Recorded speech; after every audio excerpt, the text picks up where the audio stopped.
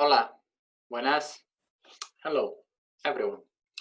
Today I'm going to talk about some adverbs and adjectives that are fairly commonly used for by beginners, by Spaniards in general, by Spanish speakers, like poco and all their different forms like poca, pocas, pocos when it's an adjective, and also un poco and un poco de, because poco and structure around poco, like un poco de, can be a noun and play a particular role in a sentence. So I'm going to share with you a classification of poco and un poco and all their forms, or the main ones, that I hope will give you an awareness on what's the role in the sentence and how to use them. However, I want to make clear that it doesn't matter much if you get it slightly wrong, because the difference in meaning, the meaning that you can convey, particularly as a non-native speaker, is not great, and people will know perfectly what you mean. It's, however, good to be aware of how this is used. Again, in order to explain this, as I said last week, I'm going to use what I believe are equivalents or rough equivalents in English grammar. This may be more accurate in some instances, less accurate in others. If something you feel that doesn't work or doesn't make sense to you, please do ask. I'll be able to clarify it in another way. So I will share my screen with you now so that you can see this in a Word document, in a Google Docs document. Okay, so we're going to think about this in two ways. We've got poco first, and when it's an adverb and when it's an adjective, and then we've got un poco, and when it's an adverb and when it's a noun. Okay, so let's start with poco. Poco indicates quantity of intensity below what could be quantity or intensity, not of intensity, quantity or intensity below what could be regarded as normal. And then it can be an adverb or an adjective. An adverb, the definition of adverb is a word that qualifies or describes a verb, another adverb, or an adjective. In this case, it's going to be describing, well, in this case, it describes a verb, and in this case, it describes an adjective.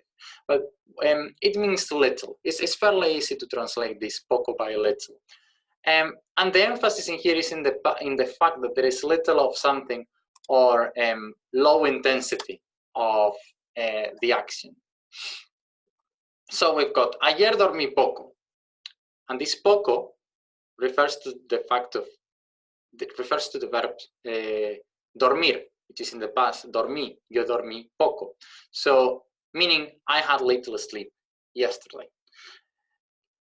Then you've got here, eres poco inteligente, you're little intelligent. I don't think that makes sense in English. I've got alternative translations. You're unwise, or you're foolish, or you're not very intelligent. That qualifies, poco here qualifies inteligente. You are intelligent, you're little intelligent, meaning, and it's meaning basically that it's not a compliment. It means you are not very intelligent. And it doesn't change. As an adverb, it doesn't change. This could be, for example, sois, just so that we see that in plural it doesn't change. Sois poco inteligentes. And we don't need to change this in English because you don't have, well, you don't change the verbs to according to each grammatical person. You only change the verb person. Well, the verb to be, yeah, exactly, and the verb to be is the same. So that would be the same translation, you, but I'm referring to plural you, are unwise or not very intelligent. Okay. Then when it goes as an adjective, it means few, and it's referring to a noun, right? So we've got a few of them here, personas, and here it refers to persons, gente, it refers to people as an uncountable noun, and here it refers to kids, niños, a few of them. So what happens here is it will take these forms when it's acting as an adjective, in order to agree in gender and number with the noun is describing. POCO, masculine singular, POCA, feminine singular, POCOS, masculine plural, POCAS, feminine plural. So hay pocas personas. There are a few persons, or there are not many persons. That could also be understood as there are not many persons. Hay poca gente, there is few people. Hay pocos niños en la calle, there are few kids in the street. Okay. And then we move on to un poco. This can be an adverb or a noun, but it cannot be an adjective in this case. And this is a bit broader, the equivalence that we may come across here. It can be a little bit, a bit of, or some. So an adverb, again, it describes a verb, another adverb or an adjective. It doesn't change. And the emphasis here is on the fact that something, that there is a bit of that action or of whatever I am conveying. Whereas here, in the adverb, when POCO has the meaning of an adverb, the emphasis is in that there is not much of it. Here, the emphasis is in the fact that that actually exists. So we've got hablo un poco de español. I speak a little bit of Spanish, or I speak Spanish a little bit. So the emphasis is in the fact that I speak some Spanish. I actually managed to speak some. Dormí un poco esta noche. So before we had dormí poco ayer. Okay, it could be the same esta noche, just for the sake of the comparison. Dormí un poco esta noche or dormí poco esta noche. If we say, as we've got here, dormí poco, that means that I had little sleep. And the emphasis here is in the fact that there wasn't much of that sleep. Maybe I should have had more, but I didn't have much. And here, the emphasis is on the fact that I managed to get some sleep. I slept a little bit. I managed to get something across. So it's basically the amounts may be the same, or there may be poco, maybe more. You cannot think about it as poco being more than un poco, or un poco being the same, or being more than poco. That's not the thing. The thing is what you are actually emphasizing when you're using each of them. In this one, you're emphasizing the fact that there is some of that action of sleeping, and in the other one is that there wasn't much of it. Okay, and then when it's a noun when it complements another noun, and you will see it. We are seeing it when it's here down for uncountable nouns that you cannot count, like for example, español, pan, agua. I mean, again, you can say un pan. That's not really how you normally speak about one piece of bread. You have to say un trozo de pan. And this is where this un poco comes in. It's a bit if you were saying a chunk of something, right? So I've put this one, but we're going to look at this in detail at the end. I'll mention just basically the idea of un poco de is a bit of, a physical bit of something. So for example, comí un poco de pan, I ate a bit of bread. Yes, a bit of it. I'm not saying that, it was a bit of it, but not bit, maybe have been big or not. It's just something I consider a bit of it. However, that's not the same as saying that I ate, comí un poco, as when it's an adverb. Like for example, if you were to take this off and you are saying comí un poco, okay, that wouldn't be the pan anymore. The idea here could be that I managed to eat a bit. I ate a bit. How much, we don't know. But a bit of bread, the pan, is kind of like a piece of bread. Bebí un poco de agua. Again, it's something kind of, again, more physical. Maybe a mouth, I managed to get my mouth full of water and get something like that, right? So it's just like an amount kind of thing.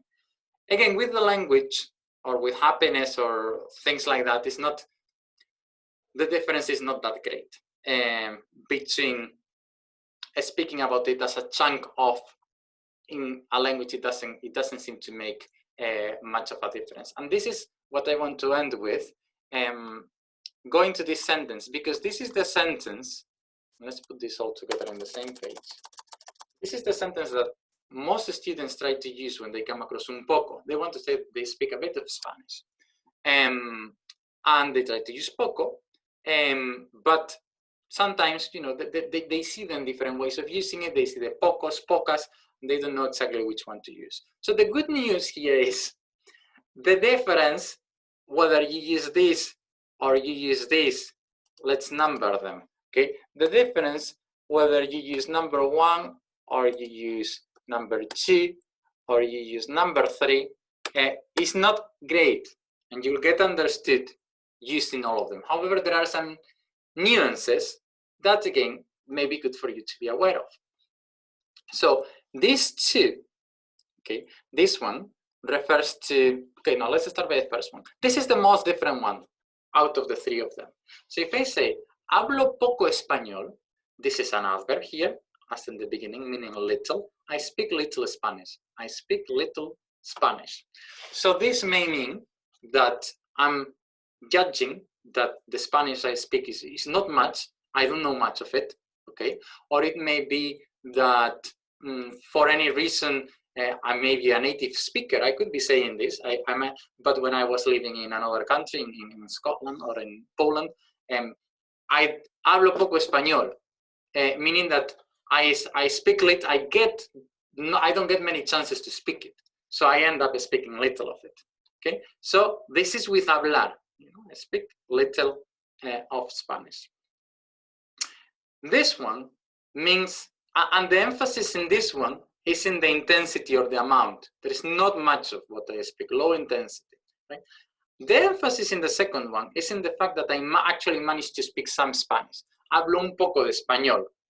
I don't know how much of that un poco is, but I speak some of it.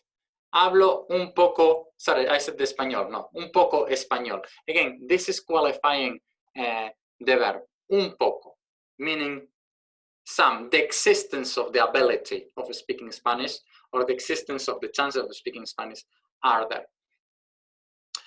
And then we've got the third one, which is hablo un poco de español. Here is a noun and it refers to español. So a chunk of Spanish, like there is a bit of it which I speak. Again, languages don't work like that. You couldn't say like, oh, you know, I speak from here to here and from here to here, and this is the chunk I speak. And it's not understood like that. If you say this, it's pretty much the same as saying this. Semantically, that's how it's understood. However, this one just feels different. This one means that, again, what you speak is not much, and in this one you're emphasizing that you speak a bit of it. So if you want, these ones sound more positive in the sense that you're highlighting more the bit you speak, and this one it may sound slightly more negative, that you don't speak much. But again, and to summarize, it doesn't matter much at the end which one of them you use. You probably want to use either this one or this one if you're a beginner to signify what you mean. But using this one is not the end of the world. And then, as you become familiar with them, you will start to feel by the context when you need to, for example, do this. Use poco, pocas, pocos, pocas. Hay pocas manzanas. There are not many apples. Or hay pocas frutas en casa. There are not many fruits at home. So we maybe need to buy more. When we are talking about certain things and we want to say that there are a few of them. But again, that's something, this is just to build general awareness of this. And then you could be, as you practice it more, just basically playing with it and getting to know it more. So I hope this was helpful. If you've got any questions, as I said, but I'd like to say it again, please do let me know. And yeah, that's everything. Thanks.